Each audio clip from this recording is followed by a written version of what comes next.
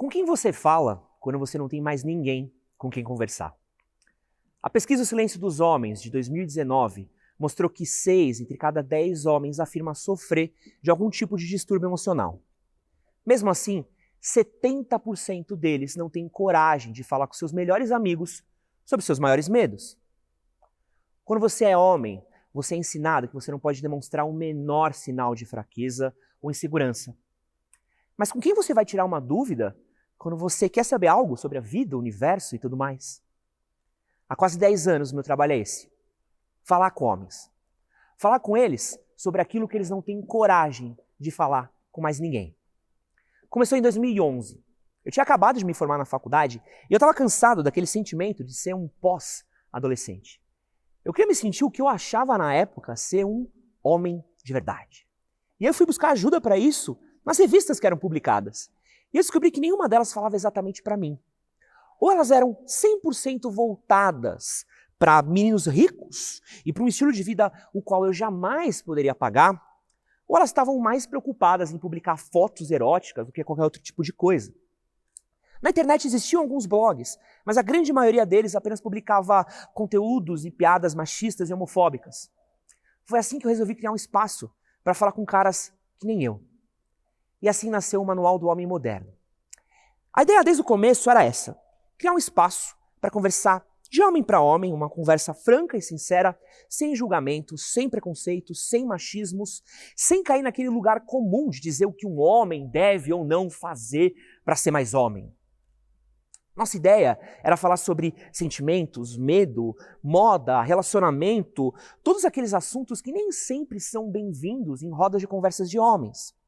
Aliás, a grande maioria dos homens dificilmente vai ter uma conversa profunda cuja resposta vá além de vira homem, isso é frescura, para com isso.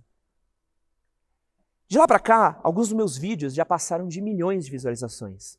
Entre eles, como deixar a barba crescer, como cuidar melhor do seu dinheiro e, claro, como fazer sexo pela primeira vez.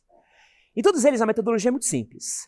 A gente é didático, direto ao ponto, descomplicado e descontraído. Se dá para levar um assunto com leveza, a gente leva, para que o cara se sinta à vontade de ter essas conversas com a gente. Um exemplo de abordagem do nosso conteúdo foi uma série de vídeos que eu fiz sobre términos de relacionamento. É muito comum, quando você é homem e termina um relacionamento, você ouvir coisas como sai pra pegar umas minas, ou bebe que você esquece, ou do tempo cura tudo, relaxa. Conselhos que quase sempre são bem intencionados, mas eles não ajudam muito a você lidar com aquele sentimento de rejeição, aquela angústia, aquela dor daquela perda. Nessa série de vídeos eu quis fazer diferente. Eu falei sobre a importância de você chorar, de você pegar um tempo para cuidar de você mesmo. Mais do que você querer mostrar para o mundo como você está saindo por cima, está pegando todo mundo e está vivendo a vida incrivelmente. Não. Cuidar do que está acontecendo aqui dentro, dos seus sentimentos. Algo que ninguém me ensinou quando eu era mais novo. Conforme o projeto cresceu, eu envelheci com ele. Eu criei o Manual do Homem Moderno quando eu tinha 25 anos e hoje eu tenho 34. E o que começou com um papo de brother para brother começou a tomar um tom diferente quando a gente se ligou que a gente estava falando com uma galera que era mais nova, até mesmo do que eu quando criei o projeto. Hoje a gente está falando com uma nova geração que está começando a viver tudo aquilo que a gente já viveu. Cheio de dúvidas, medos e anseios, eles caem no nosso conteúdo para responder as perguntas que eles não têm para quem perguntar, ou até mesmo eles não sabem se podem perguntar para alguém. Um exemplo disso, fimose. Eu tenho 2 vídeos sobre fimose que juntos eles somam 2 milhões de visualizações. Depois da publicação desses, a gente recebeu uma série de relatos de meninos e homens adultos que fizeram a operação porque se identificaram com o quadro após verem esse conteúdo. Algo que um pai deveria detectar na primeira infância, mas não detectou. Algo que um jovem deveria ter os instrumentos em uma aula de educação sexual para descobrir essa condição do próprio corpo, mas não teve. Foi necessário um estranho na internet para lidar com uma questão tão íntima. E aí você vai me perguntar, como é que alguém se sente à vontade de abrir uma coisa tão pessoal da sua vida com alguém que eles nem conhecem? Quando você é homem, por muitas vezes, você se sente mais à vontade de falar com alguém você não faz a menor ideia de quem seja, do que se abrir com uma pessoa do seu círculo mais pessoal e virar motivo de piada e ser humilhado por isso. Muito disso começa em casa, com o próprio pai. Eu lembro que a conversa mais profunda de sexo que eu tive com meu pai foi uma vez que eu estava no meu quarto, jogando PlayStation, ele entrou, jogou uma camisinha no meu colo e me disse: se você engravidar alguém, eu te mato. Eu tinha 15 anos. E tirando uma ou outra aula de educação sexual na escola, isso foi tudo que falaram de sexo comigo. O resto eu tive que aprender sozinho, na vida. E eu também não posso culpar muito meu pai, já que ele cresceu sem pai. Como é que você entende esse tipo de dilema de um jovem se você não teve uma referência para isso? E infelizmente, ele não é um caso isolado. Segundo dados do IPEA, hoje no Brasil, 12 milhões de mães criam seus filhos sem a ajuda do pai biológico. Segundo dados do Registro Civil, 6% das crianças que são registradas todos os anos não têm o nome do pai na certidão. O Brasil é um país sem pais. Da seleção brasileira, que entrou para disputar a Copa do Mundo de 2018, 6 dos 11 jogadores cresceram longe do pai. Paulinho, Casimiro, Miranda, Thiago Silva, Marcelo e Gabriel Jesus não tiveram referencial masculino dentro de casa. Uma realidade muito comum no país do futebol. Quando você é homem, você é ensinado que você tem que estar sempre no controle. Não pode ter medos, inseguranças, dúvidas. E isso é muito pior e começa na adolescência. Você chega na adolescência cheio de medos, você passa por uma série de mudanças, seu corpo muda, sua cabeça muda, suas vontades, seus desejos, tudo muda de uma vez só. E às vezes, mesmo tendo o pai por perto como eu tive, você não encontra alguém, uma rede de apoio para te ajudar com questões tão íntimas. E para uma geração que nasce e cresce com o celular na mão, a internet é o lugar onde eles vão buscar essas respostas.